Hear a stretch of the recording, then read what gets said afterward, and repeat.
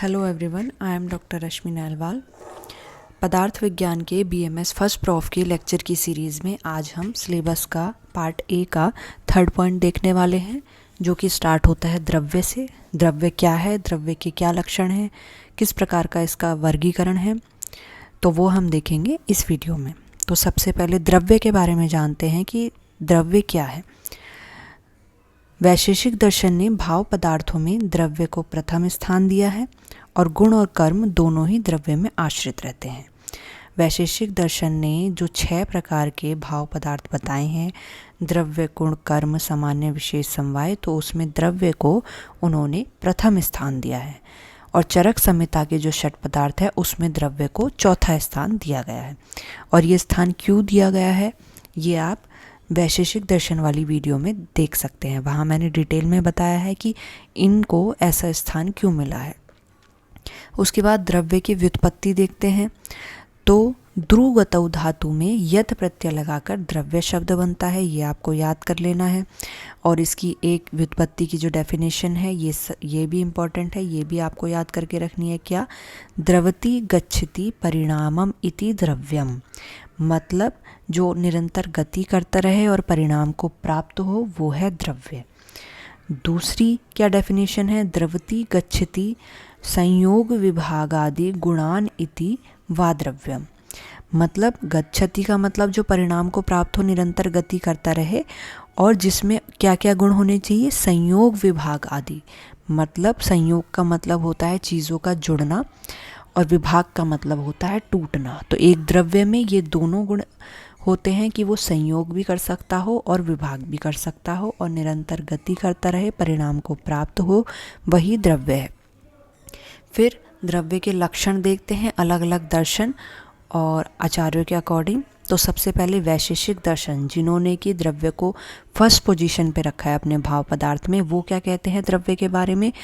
क्रिया गुणवत् समवायी कारणम इति द्रव्य लक्षणम। द्रव्य के लक्षण बताए हैं उन्होंने क्या कि ये क्रिया गुणवत होता है, यानी क्रिया और गुण से युक्त होता है और समवायी कारण होता है।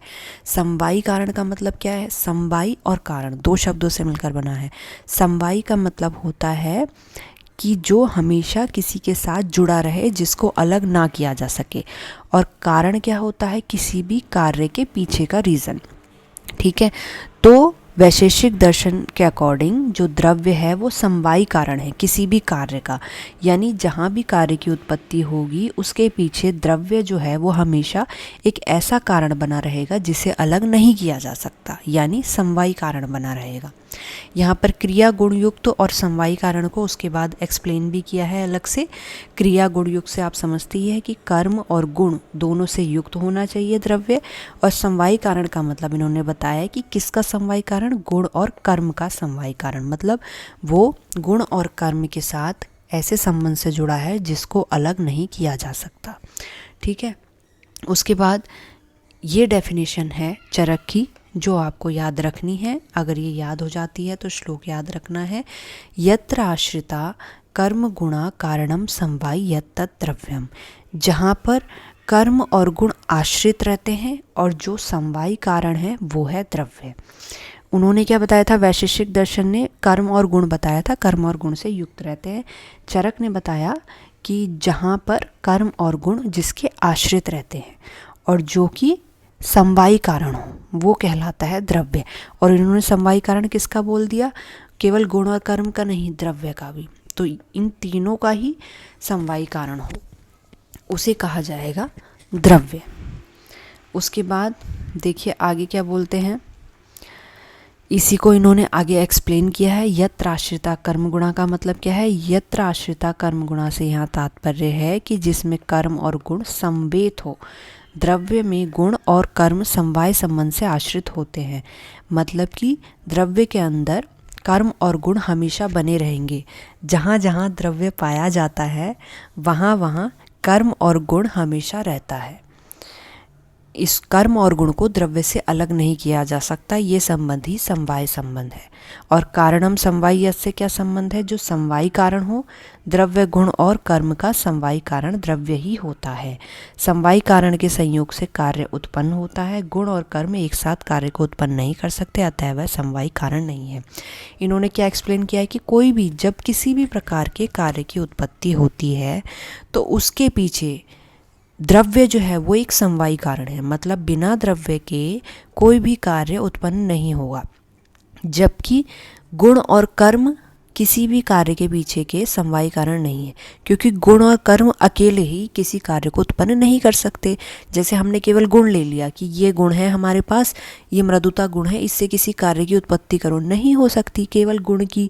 या कोई कर्म है कि ये स्वेदन, केवल कर्म का हमें पता है, कोई द्रव्य है नहीं, तो उससे स्वेदन कर्म किसी कार्य को प्राप्त नहीं हो सकता। इसीलिए किसी भी कार्य को प्राप्त करने के लिए हमें जो एक आश्रय चाहिए, एक समवायी कारण चाहिए, वो होता है द्रव्य।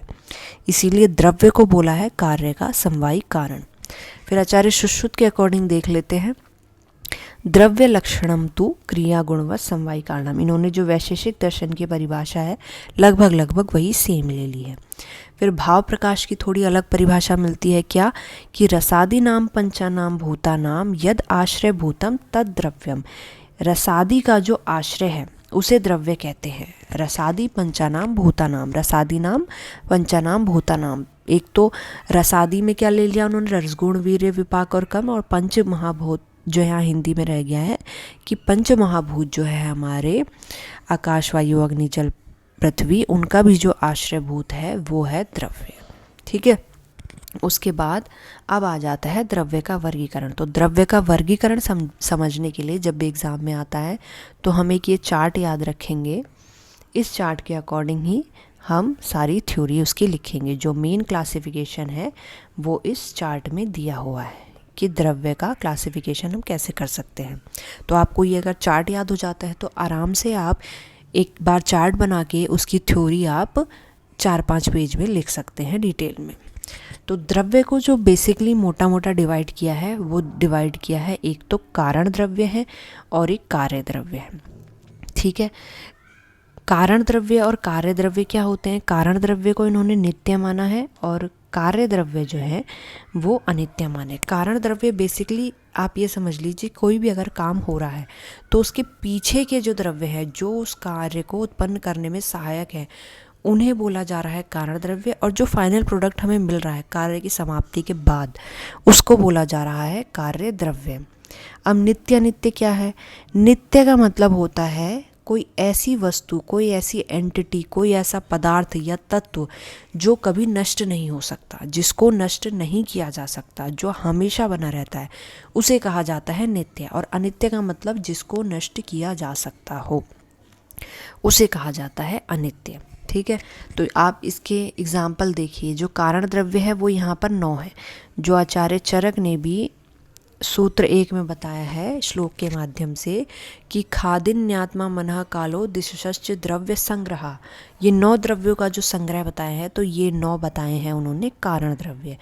और यहाँ पर जो खा आदि से लिया गया है, खा आदि का मतलब जो आकाश आदि पंच महाभूत है, तो उनका परमाणु स्वरूप लिया गया है, क्योंकि अगर ये बड़े स्वरूप में लिए जाएंगे, ठीक है, केवल आकाश को छोड़कर, आकाश तो जो है वो नित्य है ही, बाकी इन चारों महाभूतों का परमाणु स्वरूप लिया गया है। क्योंकि ये चारों महाभूत अगर आप बड़े स्वरूप में ले लेंगे, पूरे महाभूत स्वरूप में, तो ये अनित्य हो जाते हैं। जैसे कि फॉर एग्जांपल हम कैसे समझ सकते हैं, हमारे सामने एक टेबल रखी हुई है, अगर हम इस टेबल को पृथ्वी महाभूत माने तो इसको हम तोड़ के अलग भी कर सकते हैं, तो पृथ्वी महाभूत तो वहाँ पे नष्ट हो गया, लेकिन जो पृथ्वी महाभूत के परमाणु हैं उसमें कोई परिवर्तन नहीं आएगा। वो तब भी वैसे थे, जब टेबल बना हुआ था तब भी उसमें पृथ्वी महाभूत का परमाणु वैसा ही था, और अब हमने जब इसे तोड़ दिया तो इसके बाद जो पृथ्वी महाभूत के परमाणु हैं वो तब भी वैसे हैं। इसीलिए परमाणु स्वरूप में महाभूत जो होते हैं वो नित्य कहलाते हैं, उनको नष्ट नहीं किया जा सकता। जबकि वो अपनी जब स्पेसिफिक फॉर्म में होते हैं, बड़े स्वरूप में होते हैं, दृश्यमान स्वरूप में होते हैं, तब वो अनित्य कहलाते हैं, यानी उसको नष्ट किया जा सकता है। तो 4 महाभूत परमाणु स्वरूप में, और आकाश काल दिशा आत्मा मन ये सब अपने स्वरूप में नित्य द्रव्य कहलाते हैं, जो कि होते हैं संख्या में 9। इसके बाद जो कार्य द्रव्य है उसमें वही 4 महाभूत आ गए आपके किस स्वरूप में, महाभूत के स्वरूप में, अपने अपने जो विस्तृत दृश्यमान स्वरूप हैं जिनको इंद्रियों से ग्रहण किया जा सकता है, उस स्वरूप में वो अनित्य द्रव्य है। अब ये जो कार्य द्रव्य है यानी अनित्य द्रव्य है, इनको फर्दर 2 पार्ट में डिवाइड किया जा सकता है। एक कहलाता है चेतन द्रव्य और एक कहलाता है अचेतन द्रव्य। चेतन शब्द का क्या मतलब है, चेतन बना है चेतना से। चेतना का मतलब होता है कोई भी ऐसी वस्तु जिसमें वो लक्षण पाए जा रहे हों जो कि एक सजीव प्राणों से सहित किसी तत्व में पाए जाते हैं। यानी यहाँ पे सेंद्रिय निरेंद्रिय भी दिया गया है, जिसके अंदर इंद्रियां पाई जाती हैं, जो महसूस कर सकता हो वो है चेतन द्रव्य, और जिनके अंदर चेतनता नहीं पाई जाती ऐसे द्रव्य कहलाते हैं निरेंद्रिय यानी अचेतन द्रव्य।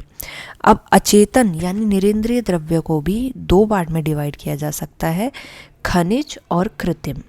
ठीक है, खनिज द्रव्य क्या होते हैं, खनिज द्रव्य वो होते हैं जो खोदकर पृथ्वी के अंदर से निकाले जाते हैं, जो मिनरल्स, उन्हें खनिज कहते हैं। और कृत्रिम वो होते हैं जो मनुष्य द्वारा खुद बनाए जाते हैं हाथ से, जैसे कि प्लास्टिक एक कृत्रिम द्रव्य है जो कि हमें कहीं पृथ्वी से प्राप्त नहीं होता, वो मनुष्य की अपनी अपने आप जो बनाया गया है वो आविष्कार है। और फिर खनिज द्रव्य जो मिनरल्स हैं उनको भी 2 टाइप में डिवाइड कर सकते हैं हम, धातु और अधातु। धातु मतलब मेटल्स और अधातु मतलब नॉन मेटल्स। ठीक है, जो भी पृथ्वी के अंदर से प्राप्त हो रहे हैं। ये हो गया किसका, अचेतन द्रव्यों का क्लासिफिकेशन। इसके बाद आते हैं चेतन द्रव्य में।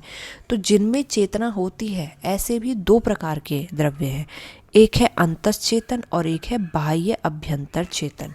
मतलब एक तो चेतन द्रव्य वो है जिनमें चेतनता आंतरिक रूप में पाई जा रही है, मतलब उनके अंदर वो सब कुछ महसूस तो कर सकते हैं पर बाहर व्यक्त नहीं कर सकते, केवल अंदर है उनकी चेतनता। तो ऐसे कहलाएंगे द्रव्य अंतश्चेतन। और बाह्य अभ्यंतर चेतन का मतलब है कि जो जिनमें चेतना बाहर से भी है, बाहर प्रकट भी कर सकते हैं और अंदर भी है, दोनों प्रकार की चेतनाएं जिनमें पाई जा रही है वो है बाह्य अभ्यंतर चेतन द्रव्य। तो अंतश्चेतन में क्या आया है, वनस्पति, वानस्पत्य, औषध और विरोध। ठीक है, अब इन चारों की भी अपनी अलग अलग डेफिनेशन है। क्या, जो वनस्पति है वो द्रव्य है जिसमें बिना पुष्प निकले ही फल निकलते हैं, जैसे कि वट, गूलर आदि। ठीक है, ऐसा नहीं है कि वैसे तो साइंटिफिक वे में देखा जाए तो कोई भी ऐसा वृक्ष नहीं होता जिसमें बिना फूल के फल निकल जाए। पुष्प उत्पन्न होते हैं परंतु वो दृश्यमान अवस्था में नहीं होते हैं। ठीक है, इसीलिए इस डेफिनेशन में लिखा है, क्योंकि वो हमको दिखाई नहीं देते, वो इतने सूक्ष्म होंगे कि कब निकलेंगे, कब उनसे फल बन जाएगा वो पता ही नहीं चलेगा। इसीलिए इनको बोला गया है कि ऐसे वृक्ष जिसमें बिना पुष्प के ही फल उत्पत्ति हो जाती है वो है वनस्पति। उसके बाद आता है वानस्पत्य। तो वानस्पत्य संज्ञा उन्हें दी गई है ऐसे वृक्ष जिनमें पुष्प के बाद फल की उत्पत्ति होती है, जैसे आम, अमरूद आदि है, इसमें पहले पुष्प हमें दिखाई देते हैं, उसके बाद फल की उत्पत्ति होती है। उसके बाद आता है औषध। औषध की डेफिनेशन देते हैं कि फल पकने पर जो नष्ट हो जाए, जैसे गेहूँ, जौ, जितना भी अनाज है वो कच्ची अवस्था में ही तोड़ा जाता है। अगर उसे हम ज़्यादा दिन फसल को लगा छोड़ देंगे तो वो पक जाएगा और उसके बाद वो खाने लायक नहीं बचेगा, वो नष्ट हो जाएगा। ठीक है, तो फल पकने पर जो नष्ट हो जाते हैं वो है औषध। उसके बाद आता है विरोध। विरोध का मतलब होता है जो लता के फॉर्म में होते हैं, ऐसे वृक्ष जो किसी का सहारा लेकर चढ़ते हैं। जो भी आपने लताएं देखी होंगी, जैसे लौकी, कद्दू की लताएं भी होते हैं, यहाँ पे गुडूची की लता दे रखी है। तो जो भी लता फॉर्म में वृक्ष होते हैं उनको कहा जाता है विरोध। उसके बाद आते हैं बाह्य अभ्यंतर। तो उसमें भी 4 प्रकार है, जरायुज, अंडज, स्वेदज और उद्भिज। तो जरायुज किसे कहा जाता है, जरायु और ज से मतलब है जन्म, जरायु मतलब प्लेसेंटा। तो जरायु से यानी प्लेसेंटा से जिनकी उत्पत्ति होती है उन्हें कहा जाता है जरायु, जैसे मनुष्य। उसके बाद अंडज मतलब अंड से जो जन्मा हो, यानी अंडों के द्वारा जिसकी उत्पत्ति होती है, जैसे पक्षी अंडे देते हैं उसके बाद अंडों से वो फूट कर निकलते हैं, तो अंडों से जिनकी उत्पत्ति होती है वो कहलाएंगे अंडज हमारे। तो उसके बाद आता है स्वेदज। स्वेदज से मतलब जिनकी उत्पत्ति स्वेद से होती है। स्वेद का मतलब बोला जाता है पसीना। तो स्वेद से जिनकी उत्पत्ति होती है उनको बोला जाता है स्वेदज, जैसे कि कृमि आदि। उसके बाद जो उद्भिज है, उद्भिज बोला जाता है जो जमीन से उत्पन्न होते हैं। देखिए जमीन से उत्पन्न होने वाले, जब वो निरेंद्रिय जो अचेतन द्रव्य थे तब उन्हें बोल दिया गया था खनिज, लेकिन जमीन से ही उत्पन्न होने वाला अगर चेतनता युक्त कोई द्रव्य है तो वो है उद्भिज, यानी इंद्रगोप आदि, इंद्रगोप, केचुआ, ये सब जो पृथ्वी से उत्पन्न होने वाले सजीव द्रव्य हैं उन्हें बोला जा रहा है उद्भिज। ठीक है, तो द्रव्य की क्लासिफिकेशन के लिए ये टेबल याद करनी बहुत ज़रूरी है, और अगर आप ये टेबल याद कर लेते हैं तो काफ़ी इजी हो जाता है उसके बाद इनके बारे में लिखना, इनकी थ्योरी लिखना। ठीक है, तो यहाँ पर हमने मोटा मोटा जो द्रव्य की परिभाषा, लक्षण और द्रव्य का वर्गीकरण, जो मेन वर्गीकरण है वो पढ़ लिया है। नेक्स्ट वीडियो में हम कुछ अदर वर्गीकरण भी पढ़ेंगे द्रव्यों की, जो कि संहिताओं में जगह जगह पर हमें देखने को मिलते हैं। कभी कभी 5 नंबर में या 2.5 नंबर में अलग से पूछ लिया जाता है कि इस योनि भेद से क्या द्रव्य होते हैं, इस भेद से क्या द्रव्य है, तो वो हम एक छोटी सी वीडियो में, नेक्स्ट वीडियो में वो कंप्लीट कर लेंगे। ठीक है, तो अभी के लिए इतना ही। Thank you.